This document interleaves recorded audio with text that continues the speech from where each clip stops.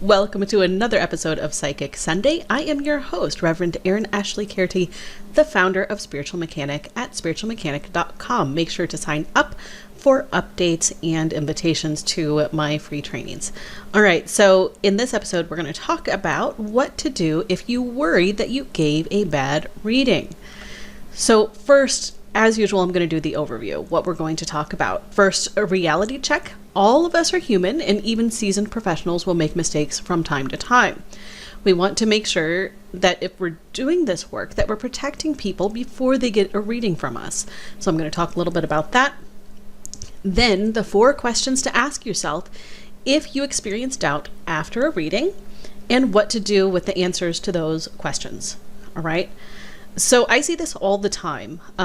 People will, for instance, the students in my Pro Psychic Mechanics course, they will come to me and they'll say, hey, I gave a reading, and then after the reading, I started feeling all this doubt. I wondered if I actually gave good advice, and I was worried that I didn't give appropriate advice or enough advice or just the wrong advice, right? And it's completely normal to go through this phase, regardless of whether you're a newbie just starting out and you're still doing your practice sessions in order to get testimonials and a bit of a client base and to refine your skills, or whether you're a seasoned professional who has been doing this work for years. This can happen from time to time. So let's talk about it a little bit. First, the reality check. You are human, and at some point you are going to make a mistake. If you are dedicated to doing readings as a part of your career, and you do thousands upon thousands of readings over your career, you're going to make a mistake at some point. It's simply inevitable. It's a numbers game. If you're doing thousands and thousands of readings, a mistake will happen. And it's very wise for you to have protections in place for yourself as a practitioner, as well as your clients and customers. You want to make sure that you are protecting your clients. Let's say they catch you on the very rare bad day after you're a seasoned professional. What do? How can they make sure that they, if you have refunds, what is that? If there's some other reparations that you want to have in place, you want to make sure that's outlined and that you've thought through it, etc. You want to know exactly what it is and what is going to happen in case someone has a bad session. And you also, of course, want to make sure that you're doing everything you can to guarantee the highest percentage of good sessions as possible. Now, I've done thousands of readings at this point in my career. I've been a professional at 8 years at the time of this recording. And there have been a few times where I've given refunds because it just wasn't my best work, or I let something drop through the cracks that shouldn't have gotten dropped through the cracks, right? I made a genuine mistake. And so you really want to think about that and have that clearly outlined for your clients as well as for yourself. And this is really about making sure that everyone is as safe as possible. Your clients are safe from you if you make a mistake, and you are safe to do this work because you already know exactly what's going to happen. You don't have to wonder. You don't have to have anxiety about it. You've already figured this out. So protecting people getting a reading. You do want to make sure that you explain to people what to expect when working with you, including if you offer a refund, how to get a refund. If you're in the practice phase where you're just starting out and you're collecting your testimonials, you're refining your process, you want to make sure that you explain that you are just practicing and that they should always listen to their own intuitive knowing over yours. If you're a seasoned professional, it's still wise to say, always listen to your own intuition over mine all the time, right? Because you want people to be honoring their own inner knowing as they move forward. And you want to make sure that you explain if you're practicing and make it very, very clear. You want to make sure that you also have clearly outlined refund policies if you are charging for your sessions. If you have no refunds, make sure you make that very clear. If you offer refunds, make sure that you explain all of the terms in very clear and plain language. Again, this helps build trust. This helps create safety for your clients, but it also protects you. It means that if you do make a mistake, you already know exactly how you're going to handle it. You've planned for a bit of grace. If you're human, this is an excuse for creating low quality work. This is a healthy protection so that you can show up as best you can. If it happens, if someone actually asks for a refund or you get negative feedback, before you respond, make sure to take a breath and get centered. It's really important to continue to treat your client like a paying client that deserves safety, trust, and peace as you move forward. So before you respond to any complaints or refund requests, you want to make sure you're emotionally clear. You want to make sure that you take that minute to really get centered and be professional. Be centered, be kind, be honest and forthcoming. If you don't believe that you've made a mistake, it's okay to own that and explain that. Be sure to honor your refund policy. But you do want to do it from a place of being very centered, kind, and honest, right? Once again, this is all about serving your client every step of the way. You're the one who's in service at this point. You want to honor your clients who ask for a refund for your work every step of the way. They still took a chance on you and your work. I pretty much don't deny anyone a refund who asks for it, so long as they're asking within a reasonable time frame. So my rule is within 3 days, but if they needed a little bit more time to digest and it's a healthy, normal process that is reflected in their work, I'm happy to give it after that fact if they are coming to me from that space, because again, they still took a chance.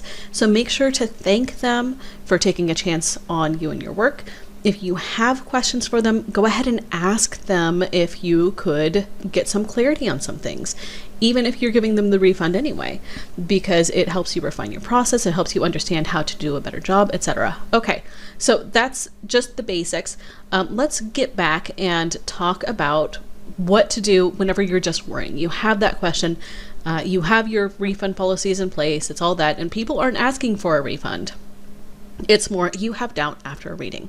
So if you're giving a reading and afterwards you have doubt, your client hasn't complained, you're not really sure what to do, these are the 4 questions you want to ask. Number 1, did you connect to the appropriate entities beforehand? The way that I teach it is you will connect with your conduit guide, which is a guide that connects you to the client or sitter's spirit guides.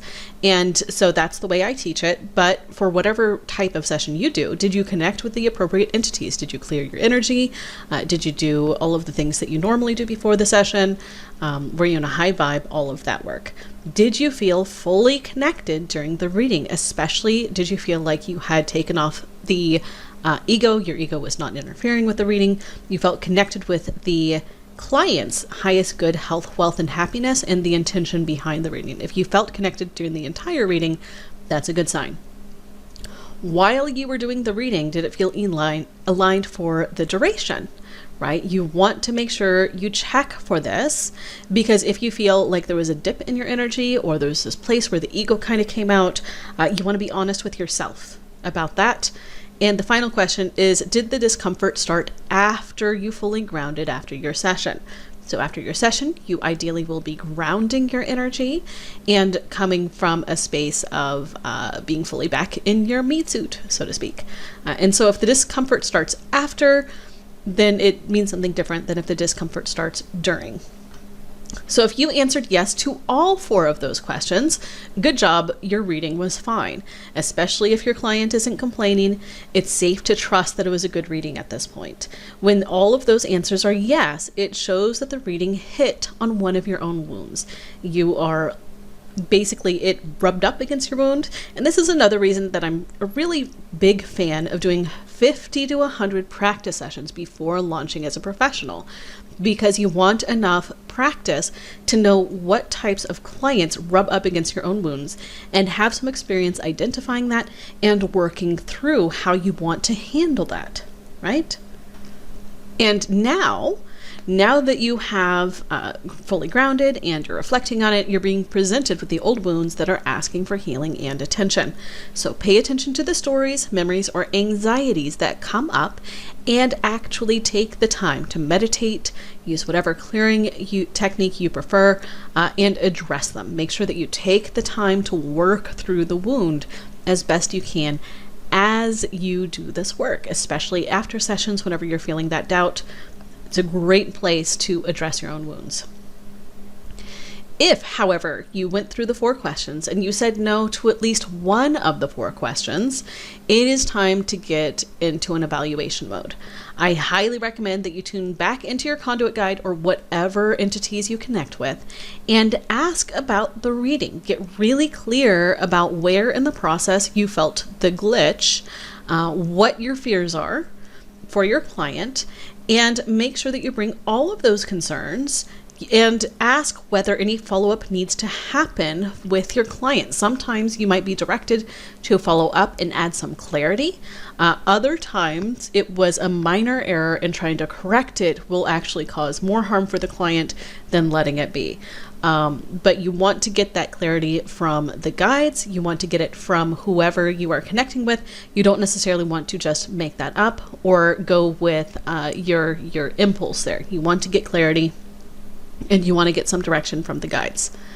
And you also want to ask the guides about how you can prevent whatever glitch occurred from happening in future readings. Sometimes it's truly a one-off mistake and it's not likely to repeat, right? It just happens.